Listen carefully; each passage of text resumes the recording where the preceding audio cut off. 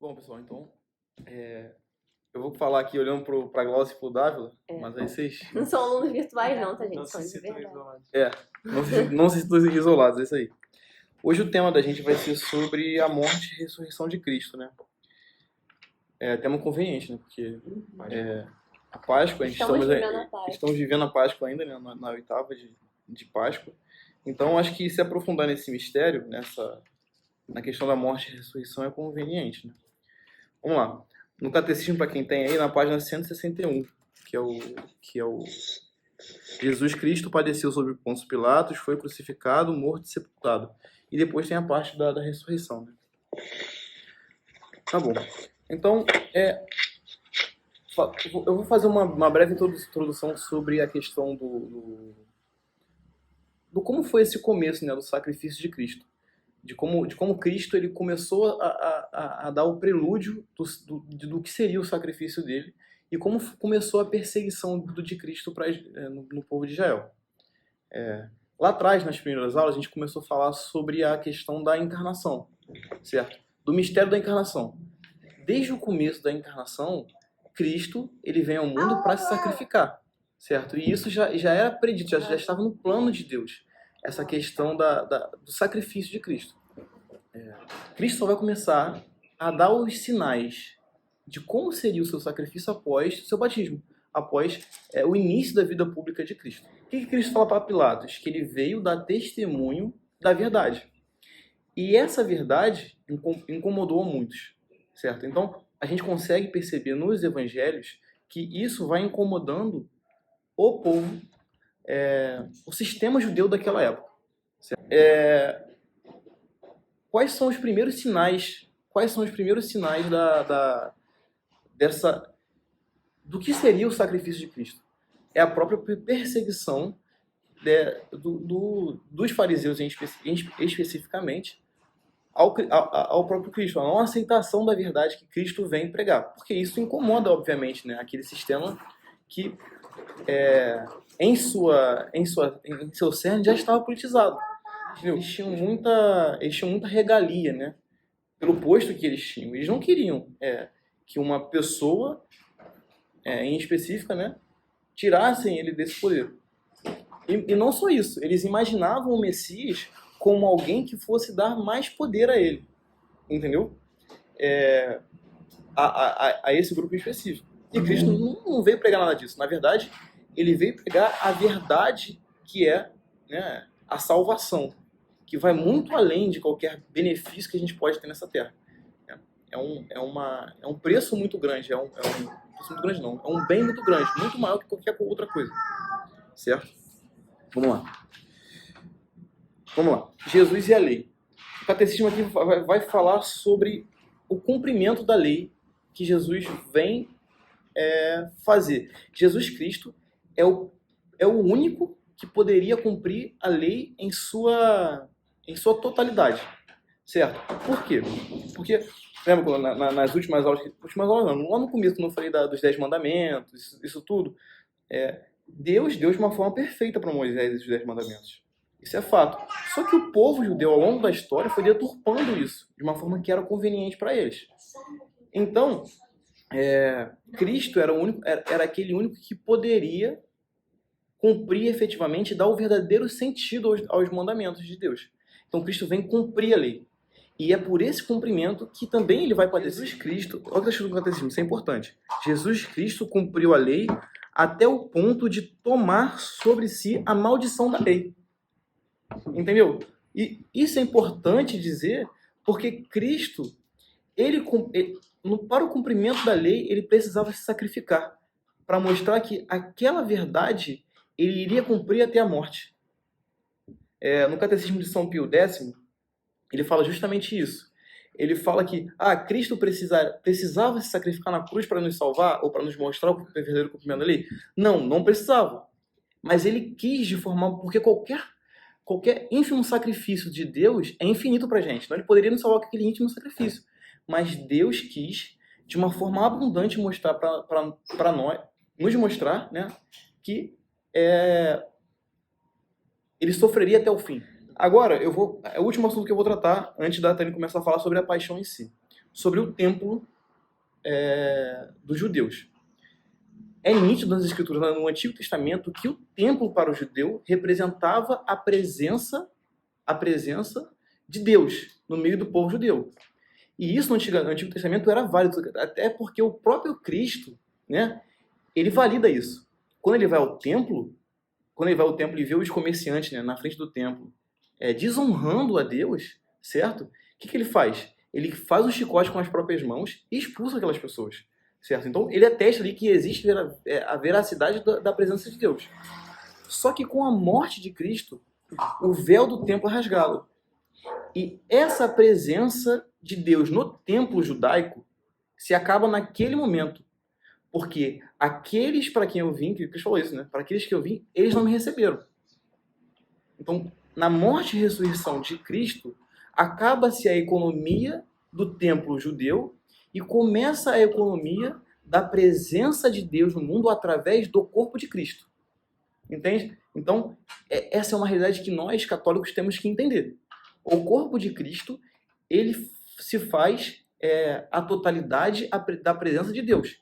E só ele pode salvar realmente. Coisa que o templo judeu o templo judeu não era capaz, né, de fazer. Tanto é que eles precisavam fazer diversos sacrifícios, certo? A questão do sacrifício eu expliquei na outra aula, né? Mas eles precisavam fazer diversos sacrifícios para renovar aquilo. Não, mas o de Cristo não. O de Cristo foi o único sacrifício onde Deus se torna totalmente presente para nos redimir. A Tânia pediu para falar sobre a questão do cordeiro, né? Do cordeiro imolado. Vamos lá. A questão do sacrifício de animais. A gente vai ver que na Páscoa de Israel, né, que aconteceu lá na fuga do Egito, quando o povo de Israel era prisioneiro no Egito, Deus pede para que os israelitas, antes da noite da saída do povo de Israel, né, imolassem um cordeiro sem manchas, um cordeiro, o primogênito, né, e aspergissem o sangue em suas portas, para que quando Deus passasse, ou seja, quando Páscoa significa passagem, né, quando o anjo de Deus passasse, identificasse que ali estava um filho de Deus, certo? Na figura daquele sangue do cordeiro.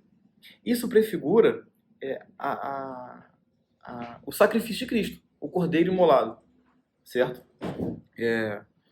Só que aquele sacrifício não era suficiente para salvá-los. Era suficiente para aquela noite, para aquela ocasião em específico. Só que ao longo do tempo, o povo de Deus precisou fazer diversos sacrifícios, certo? Para que os pecados deles fossem expiados. De alguma forma, um sacrifício agradável a Deus. Só que o sacrifício de Cristo é único. Ou seja, ele mesmo é a expiação, ele mesmo é o objeto de expiação, que é o cordeiro imolado, e ele mesmo é quem se oferece. Então, por isso, e é o próprio Deus, certo? E por que ele é capaz de nos salvar? Porque o próprio Deus, certo, se sacrificou por nós. E ele seria capaz de nos salvar com o seu próprio sacrifício. Era isso, né? Começa. Então, gente, só virar o computador um pouquinho pra mim, porque os alunos estão aqui atrás, mas não sei, eu me sinto muito pessoal, assim, longe comum.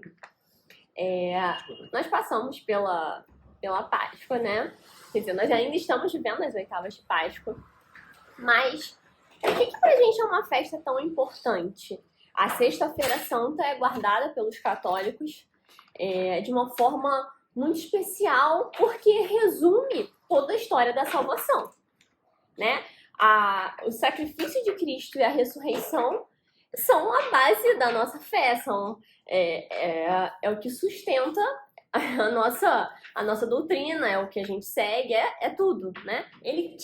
Cristo quis, por si só, sofrer tudo isso para que a gente tivesse horror àquele pecado, entendeu? Horror ao pecado. Porque o pecado nos leva à morte. E a morte de cruz era a pior pena que existia. Então ele quis percorrer esse caminho. Ele tomou sobre si o peso dos nossos pecados. E qual é o peso do nosso pecado? É a gente se sentir rejeitado por Deus, né? Eu não sei aqui... Álvaro Campos entrou? Não, né? Não. Mas vou falar aqui para os meus alunos, né, de sempre, que já estão mais habituados a lidar com a gente. Mas quando a gente sabe que está dentro de um pecado que nos afasta da graça de Deus, a gente se sente exatamente assim, rejeitado. E foi isso foi por isso muitas pessoas não conseguem entender e, sinceramente, eu fui surpreendida quando estava estudando para aula, quando Cristo fala, meu Deus, por que me abandonaste? Sabe?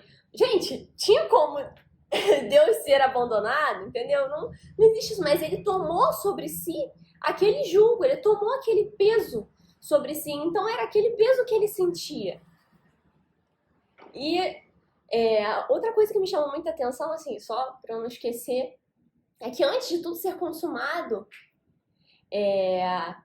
até o Davila falou aqui, ele disse assim, acaso, Pai, se quiseres afaste de mim esse cálice, mas que não seja feita a minha vontade, mas a sua, né?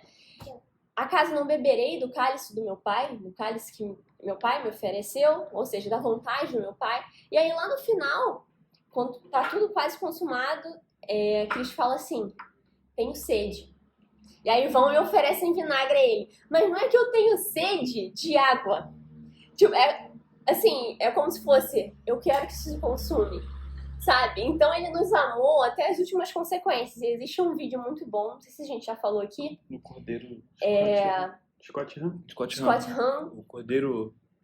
É o quarto cálice. O quarto cálice. Esse. Muito bom, muito bom. E pro crucificado, né, que para falar, ele precisa se apoiar nas próprias chagas, porque ele se sufoca. Aquele sangue ali vai sufocando ele.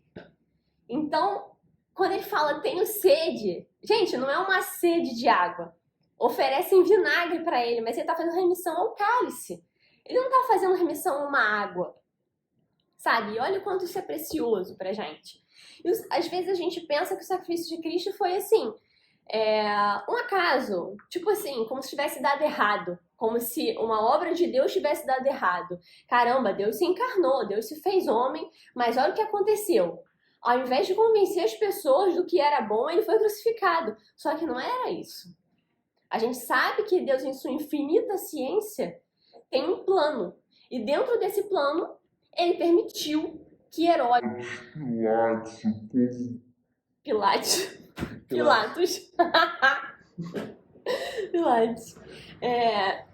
Herodes, Pilatos e o povo pagão se associassem contra a autoridade de Cristo, né? E executasse aquilo que eles planejavam, que foi enganar. Bom, a Escritura já falava do servo sofredor, né? Não sei se vocês chegaram a ler aqui ou se alguém tem conhecimento, que traria a obra da redenção. Mas como isso se daria, né? E em que momento, assim como a volta de Jesus Cristo, ninguém sabia e nós também não sabemos como será. Importante dizer, assim, gente, que não fomos nós que amamos Cristo. Não fomos nós que amamos Deus. Ele nos amou primeiro, porque ele entregou o seu Filho único. O Filho de Deus, né, o Deus encarnado, Jesus Cristo, ele é ao mesmo tempo oferenda e é aquele que se oferece em sacrifício. Isso, gente, é muito lindo de se ver porque, sendo Deus, ele não tinha pecado algum, ele viveu em toda a condição humana, com o objetivo de entender a fragilidade humana, de tomar sobre si o peso dos nossos pecados, de penetrar no coração humano, né, de se fazer mais próximo de nós, mas não viveu a condição do pecado. Por isso, ele é o sacrifício perfeito. E só ele, nenhum homem, teria condição de tomar sobre si, de fazer um sacrifício dessa magnitude. Então, mas por que não podia, sei lá, ser um anjo? Gente, porque a maldade, né, os pecados que foram cometidos era algo infinito. O pecado que foi cometido foi contra Deus. Então qualquer pecado contra a dignidade de Deus, ele é infinito porque Deus é infinito. Sim. Eu não tinha pensado nisso. Então, assim, por isso ele é o sacrifício perfeito. É aquele cordeiro sem mácula que se oferece em sacrifício. Assim como a gente vê lá no Antigo Testamento, né? Deus pedindo para sacrificar um cordeiro noviço, sem mácula, não sei o quê, e que a família partilhasse daquele momento. Cristo é o cordeiro que se faz em sacrifício. E ele concretiza isso através da sua paixão, mas estabelece um memorial na última ceia, que para nós é a Eucaristia, né, o valor máximo e supremo da igreja e da vida de qualquer católico. Na ceia, na última ceia, até uma coisa muito interessante que a gente ouviu, né, na quinta-feira. Pouco antes dele ser entregue, de tudo começar, ele se oferece em sacrifício, ele começa esse memorial. Aí tem os pães ázimos. Mas por que os pães ázimos? Os pães ázimos são pães sem fermento. Não dava tempo de fermentar. Era naquela noite que ele ia ser entregue. Bom, então eu vou trazer para cá um pouco do significado. É claro que são palavras que a gente já ouviu muito, né? A gente ouve em toda a missa. Ai, não pegou o copo de vidro. Mas eu vou trazer para cá, porque eu acho que sempre vale essa reflexão, né? Jesus pegou o pão, deu graças e partiu, deu a seus discípulos, dizendo: tomai todos e comei, este é o meu corpo que será entregue por vós.